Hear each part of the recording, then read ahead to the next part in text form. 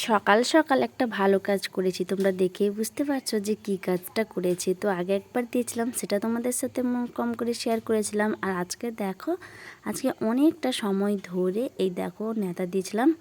তো যাই হোক, কেমন হয়েছে অবশ্যই কিন্তু কমেন্টে জানাবে। আর সত্যি কথা বলতে, ঘর দুয়ার পরিষ্কার করতে কার না ভালো লাগে বলো, তাই না? আর এই যে সামনেটা দেখতে পাচ্ছ, এগুলো মানে যেটুকু খোলা হয়ে যায় সেটা হচ্ছে আমাদের রিক। মানে ব্যাট বল যখন খেলবে, ব্যাট ঠুকে ঠুকে মানে পুরো সামনেরটাকে একদমই যাচ্ছে তাই করে দিয়েছিল।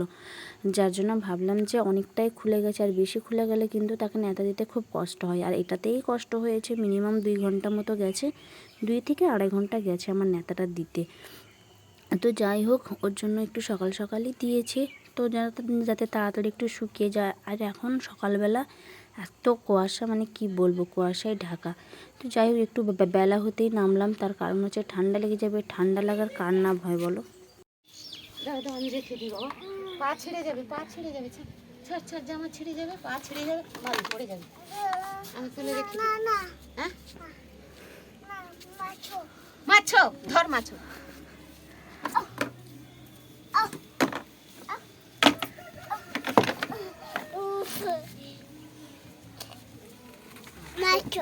মাছো ফিস, মাছ ধরছ? হ্যাঁ, ওহো, সেই যে ছুটকি। ও ছুটকি, কি ধরেছ? মাছ না, ফিস বলো। মাছ ধরেছি, মাছ। হ্যাঁ, সেইটা করছো? ও ঠিক আছে, আর করে না, আর করে না। আরে কোথায় নিয়ে যাচ্ছ?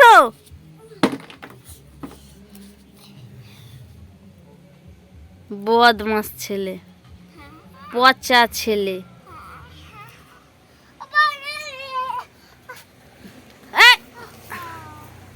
পালে। গুড মর্নিং গাইস, কেমন আছে সবাই? আশা করছি সবাই ভালো আছে, আর আমরাও বেশ ভালো আছি। শিবানীস ব্লগে তোমাদের সবাইকে একটা নতুন ভিডিওতে অনেক ওয়েলকাম এবং অনেক ভালোবাসা জানিয়ে আজকের একটি ব্লগ শুরু করছি। তো অলরেডি তো ব্লগ শুরু করেই দিয়েছি। তো যাই হোক, এখন আমি স্নান টান করে চলে এসেছি, আর এখন কাপড় শুকাতে এসে তো ভাবলাম যে তোমাদেরকে ইন্ট্রোটা দিই। সকাল থেকে ভিডিও মানে ব্লগটা শুরু করেছি ঠিকই, কিন্তু ইন্ট্রো দেওয়াই ভুলে গেছি।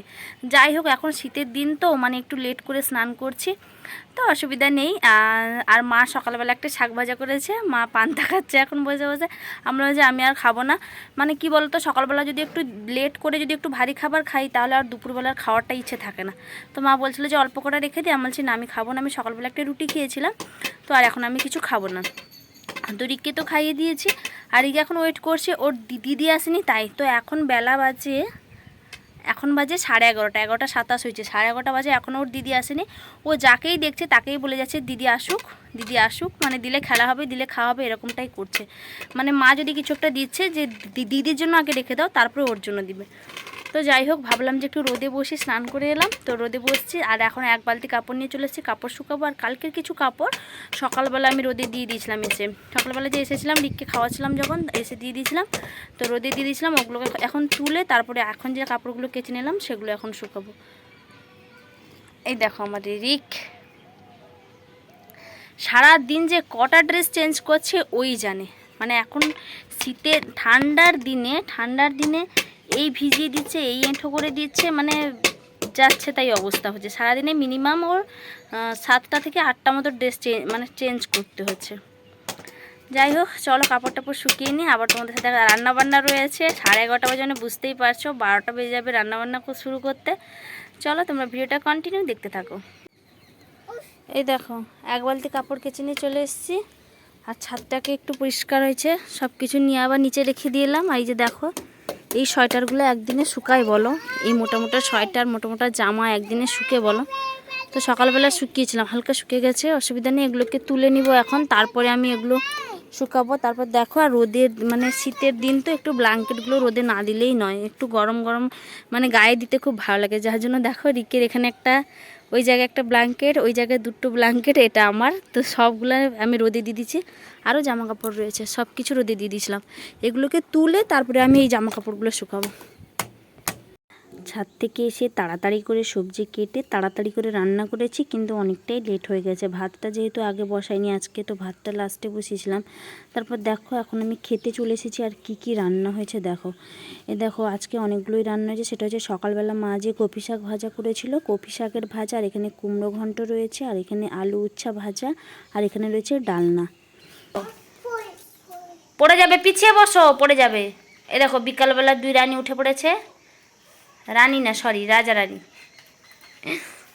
ভাই বোন উঠে পড়েছে। এই দেখো দুজন বসে চিপস খাওয়া শুরু করে দিয়েছে। এ তো ঘুমায়নি। তুমি ঘুমিয়েছিলে মামা? নো, এই যে মামা ঘুমায়নি। আর নো, তুমি তো ঘুমিয়েছিলে। নো, ইয়েস, তুমি ঘুমিয়েছিলে রিক। ইয়েস।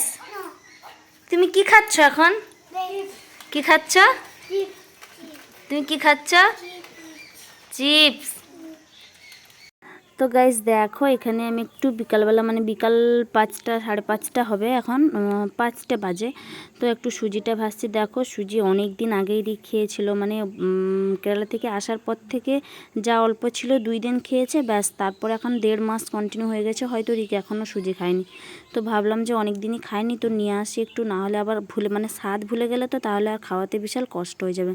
তার জন্য 1 প্যাকেট সুজি এনেছিলাম, মানে প্যাকেট সুজিটাই এনেছিলাম। এমনি সুজি প্যাকেট আনো, এমনি বলো সুজিটা এত মানে অনেক সুজি খারাপ থাকে, যার জন্য আমি একটু প্যাকেট সুজি ভালোটা দেখে নিয়ে এসি। তো দেখলাম যে এটাতে কোনো পোকা টোকা নেই, খুবই ভালো সুজি দেখলাম। তো সব মানে সবটাই ভেজে নিচ্ছি। ছোটো প্যাকেট একটা এনেছিলাম, ওটা ভেজে নিচ্ছি, ভেজে রেখে দেবো। তারপরে অল্প অল্প করে ওকে দেবো, মাঝের মধ্যেই দেবো।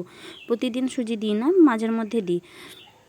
আর তোর জন্য ভাবলাম যে আজকে একটু সুজিটা ভেজে নিই, আর সুজিকে করে দেবো। প্রত্যেকদিন বিকালবেলা ও খায় দুধ হরলিক্স খায়। আজকে আর দুধ হরলিক্স দিইনি, ভাবলাম যে দুধটা দিয়ে সুজি করে দেবো, সুজি খাবে।